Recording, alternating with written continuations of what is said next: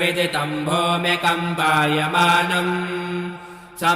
संहारमूर्तिं शिरमुकुटजटाशेखरं चन्द्रबिम्बम् दन्दं दीर्घकायं विकृतनखमुखं चोर्ध्वरोमं करालम् पं पापनाशं प्रणमत सततं भैरवं क्षेत्रपालम् रं रक्तवर्णं कटिकटिततनुं त्रेक्षरष्ट्राकरालम् घं घोषघोषं घघघघघटितं घर्जरं घोरनादम् कङ्कालपाशं धृग्धृग्धृडितं ज्वालितं कामदाहम्